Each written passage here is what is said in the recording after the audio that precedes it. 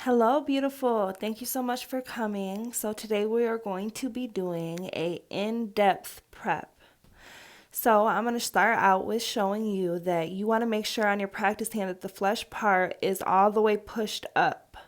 And then you're going to take your the nail bed, and you're going to hear it click 2 times in there. You want to make sure that you're pressing down firm so you can hear it click, click, click. That's what it's going to sound like. So you can know for sure that it's in there securely, because if you're not getting it in there securely, you are going to find out today what's going to happen. So you're going to take your straight edge nail file and you are going to get all that excess nail off, because we don't want to see your natural nail underneath the extension, So we want to make sure that we get all of that up. So that's what we're doing right now. And I typically round my practice hand nails out a little bit more than I would on a regular person. I just find that the tips fit better that way. And I've heard other ways of doing it. So whatever fits you is exactly how you need to do it, That's exactly how life is. Whatever fits you is how you need to go about life. And so, oh goodness, that dang thumb. This is what happens when you do not hear it click multiple times, or you don't have it fit in there correctly. So anyways, let's go on to the cuticles. We're going to take our cuticle pusher and we are going to push the cuticle back. That little lip in the nail bed is supposed to, be the faux cuticle, or the faux skin that is above the cuticle. The cuticle itself is on the nail bed. You want to push that up off of the nail bed, and then you're going to take, I'm just showing you that you can take a regular nail file to do your prep. You're going to start from the right side, going up the right side wall, going left through the cuticle down the left side of the sidewall. Now I'm showing you that we're going to take this, I believe it's called the flame cuticle bit. I'm sure you'll tell me if I'm wrong. So we're going to go up the right side of the sidewall, go through the cuticle, getting up all that dead skin and the shine off of the nail, and go down the left side of the sidewall. And we're going to do that again. We're going to go up the right side of the sidewall, going through the cuticle and down the left side of the sidewall. And we're going to do that one more time. Up the right side of the sidewall, going left, down the cuticle, down the left side of the sidewall. And then you're going to take the body of that bit and you are going to remove all of the shine off of the nail, because shine equals lifting, okay? Again, shine equals lifting. So you want to make sure that you get all of the shine off of that nail bed. So again, we're going to do it in slow motion, that you're going to go up the right side of that sidewall, going left, down the cuticle, and down the right side of the sidewall. You're going to go up the right side of the sidewall, going left through the cuticle and down the left side of the sidewall. Then you're going to take the body of that bit and get all of the surface shine off of the nail. From our skin being oily is how the shine is created on our nail beds, and oil will cause your nails to lift. So therefore, shine equals lifting.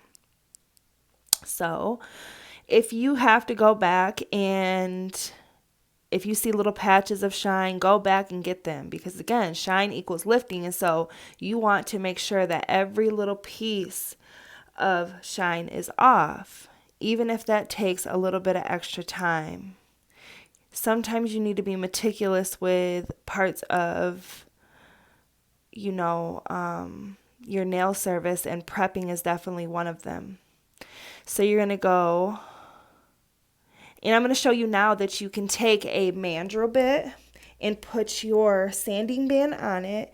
And then what I like to do is get out my cuticle pusher, and you're going to use your cuticle pusher's rough side right there to etch the very top of the sanding band, because it can be sharp and it can cut your client. So you're going to take the very top of that mandrel and take off the sharp edge of that sanding band. All right. You just have to do it a couple times, and that should be plenty enough for it to be etched enough to not cut your client.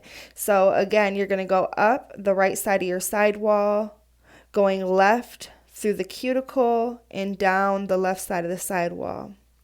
Going up the right side of the sidewall, going through the cuticle, going left, and down the left side of the sidewall. Do it one more time. And then you are going to take the very tip of that bit at the tip of the left side of your nail, and then go down the nail, then to the middle of the bit, go to the middle of the nail, and the end of the bit, go to the end of the nail. And again, if you have to go back to remove any more shine, then you need to do that. So what I have found is that the mandrel definitely takes less time to remove the shine and the excess cuticle off the nail. But I have heard that some people say that is not suitable for the natural nail. Oh my goodness, that dang thumb again. After that, I was done with the thumb. We are done with the thumb. Okay, and really the thumbs don't seem to get love anyways. So here I am taking alcohol, and I am taking my, what is it called? Well, the brush, and I am removing all of the dust off the brush. I'm also showing you the Magic Trio, which is the Mia's Secret Nail Prep, the Extra Bond, and the Young Nails Protein Bond, aka nail crack. So you're going to take that nail prep and you are going to put it on the nails, and you want to make sure that you're getting all parts of the nail, especially by the cuticle.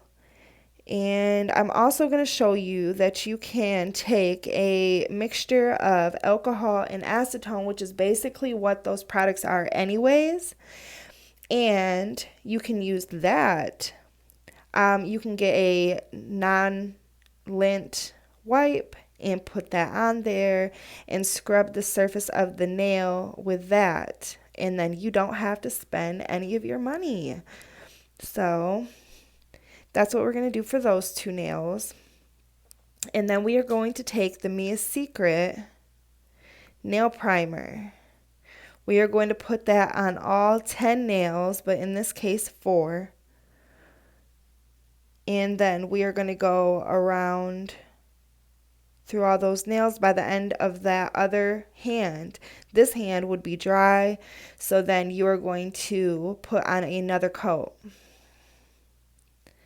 Then you are going to take the Protein Bond and put that on all 10 nails. By the time you are done with that other hand, this hand will be done. In the case that you're only doing one hand, you're going to put it on and then put it over a fan or wave it to dry it, because you want that first coat to be dry before you add the second coat. Okay, so then you're going to add your second coat of Protein Bond. And then what I like to do personally is add a layer of base coat. Now you could add a layer of acrylic, or like today we're going to be using the Sensational Top and Base. only because this is for my practice hand and I don't particularly like it. This is my favorite. This is the Cody Rubber base coat. I'm also going to be showing you the Rosalind base coat. It's very thick. Then next is the Yogi base coat, which is also a goodie. Then we have the Macart base coat. It's a good one as well. And then another one of my favorites is the Model One's base coat. You can definitely tell that it's been used and loved. So I'm going to put a layer of that. Then you're going to cure that for 60 seconds. Again, you can also put a layer of acrylic because if your client is anything like the people that I practice on, they like to take that other hand that you're not prepping and dig in their purses or scratch their hair because you always get an itch when you're not supposed to itch. And so it's just a way to seal in all that expensive primer and energy you spent into prepping to make sure that your adhesion layer is not ruined. So again, once you put this base coat on, you don't want them to move or do anything either because there's going to be a tacky layer on top and you don't want to remove that tacky layer. I believe that it adds another layer of adhesion to everything and you just want to keep it on there. For the cases that you can't, you want to make sure that you remove it if they have to touch anything else. But once you put that layer of base coat on there, I believe that you have sealed in all of that good primer and prep that you did. So yeah, we're going to take my old beat up, used and loved lamp and put it in there for 60 seconds. And then we're done, friends. That's it. So I hope that you loved this video. I really hope that you learned a lot and subscribe, like, do all that good stuff because it really truly helps me. So again, I hope to see you again in the next video. Bye.